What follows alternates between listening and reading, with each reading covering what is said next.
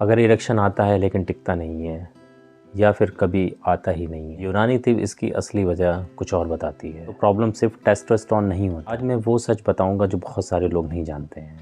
आज का हमारा टॉपिक है इरेक्टाइल डिसफंक्शन पर, लेकिन मॉडर्न एंगल से नहीं, बल्कि यूनानी तिब के नज़रिए से। अगर आप सिर्फ मेडिसिन ढूंढ रहे हो तो इस वीडियो को स्किप कर सकते हो।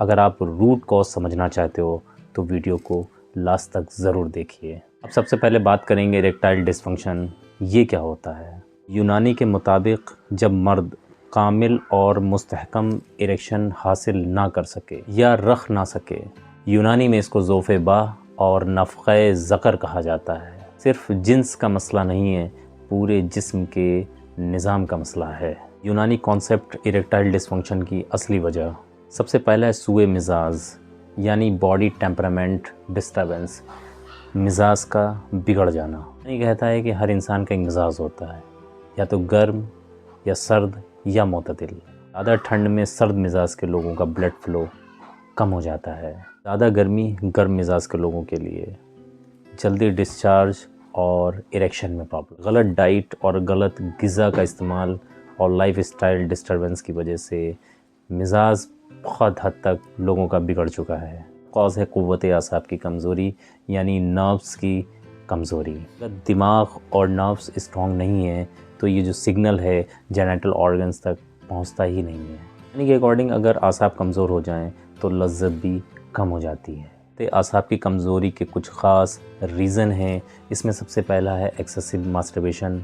ऐसे लोग जो बहुत ज़्यादा मास्टरबेट करते हैं तो उनके अंदर आसाबी कमज़ोरी होने के चांसेस बहुत ज़्यादा बढ़ते हैं। दूसरा है पॉर्न एडिक्शन, और तीसरा है स्ट्रेस और एंजाइटी। तीसरा जो सबसे अहम कॉज है वो है खून की कमी और खून का फसाद। इरेक्शन खून से होता है, हार्मोन से नहीं। के मुताबिक अगर खून पतला है, गंदा है और सर्कुलेशन वीक है तो इन तीनों की वजह से इरेक्शन स्ट्रॉन्ग नहीं होगा। सिर्फ वाइग्रा खाने से खून ठीक नहीं होता है, ना ही इरेक्शन ठीक होता है। अगला जो इसका कॉज है वो है जिगर और मैदे की कमज़ोरी। अगर ताकतवर होगा तो जिन्स भी ताकतवर होगी।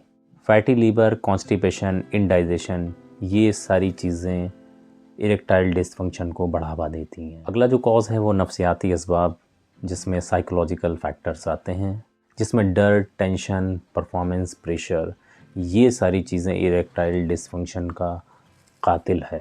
दिमाग रिलैक्स नहीं तो बॉडी रेस्पॉन्स नहीं करेगी। करते हैं सबसे बड़ी गलती की, सिर्फ टेस्टोस्टेरोन बढ़ने से प्री मैच्योर इजैकुलेशन ठीक नहीं होता है, ना ही सिर्फ टैबलेट खाने से ये प्रॉब्लम बिल्कुल ठीक होती है। दिमाग, मिजाज, खून और लीवर ठीक ना हो तब तक ये सारी प्रॉब्लम ठीक नहीं होती हैं।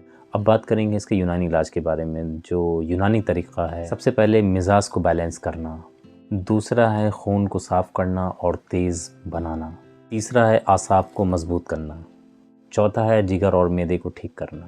इसलिए यूनानी में जो ट्रीटमेंट होता है वो धीरे धीरे और आहिस्ता आहिस्ता होता है, और जो इसका रूट कॉज होता है उसको ट्रीट किया जाता है। इसलिए थोड़ा सा वक्त लगता है, पर मरीज़ बिल्कुल ठीक होता है। यूनानी इलाज में जो सबसे पहली दवा है वो है शरबत अनारयन।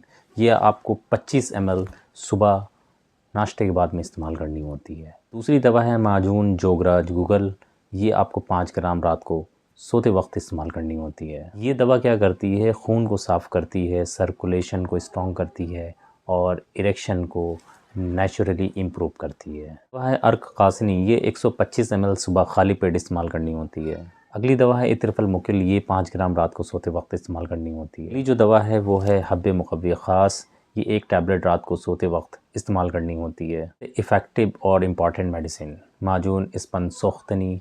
ये 10 ग्राम सुबह और 10 ग्राम शाम को उन्हें दूध के साथ इस्तेमाल करनी होती है। ये सारी दवाइयाँ आपके दिमाग को, आपके आसाब को, आपके लीवर को, आपके डाइजेशन को और आपके इरेक्शन को इम्प्रूव करती हैं नेचुरल तरीके से, और आपको बिल्कुल ठीक करती हैं। हर इंसान का मिजाज अलग अलग होता है, तो कोई भी दवा खाने से पहले अपने मिजाज के अकॉर्डिंग अपने हकीम से मशवरा ज़रूर लें।